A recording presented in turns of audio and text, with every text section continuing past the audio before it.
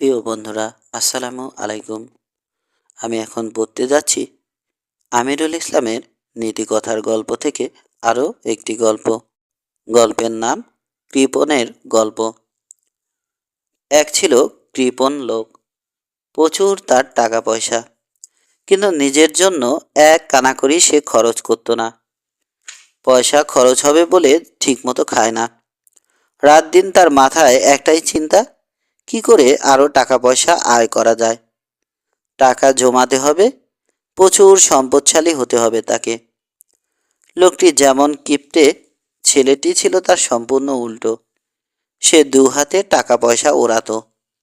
বাবা যেখানে টাকা লুকিয়ে রাখে সেই গোপন স্থানের সন্ধান সে পেল।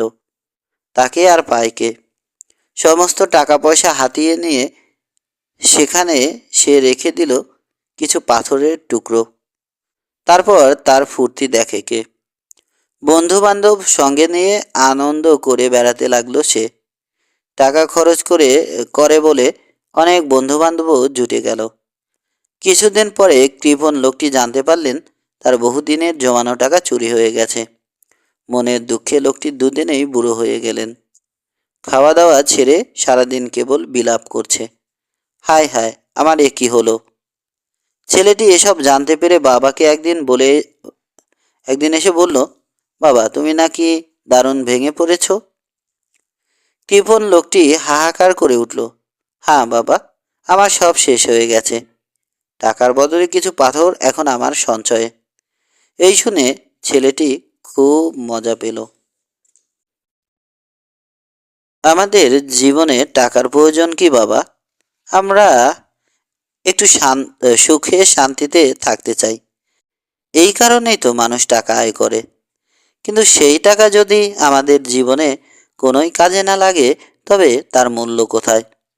তখন টাকা আর পথের দুই তো একই জিনিস, দুটোই মূল্যহীন। তুমি যেভাবে জীবন কাটাও সেটা কোনো মানুষের জীবন নয়। তাহলে মানুষ কেন টাকা আয় করে? বাবার এই কথায় হেসে ফেলল ছেলেটি। খুব জ্ঞানী লোকের মতো সে বলল, কৃপণের টাকায় জগতের কোনো উপকার হয় না। মানুষ টাকা আয় করে জীবন ধারণের জন্যে। আর সে মহৎ মানুষ যে টাকা আয় করে টাকা সৎ কাজে ব্যয় করে। কৃপণ মানুষটি পুত্রের এই কথা এক বাক্যে মেনে নিল।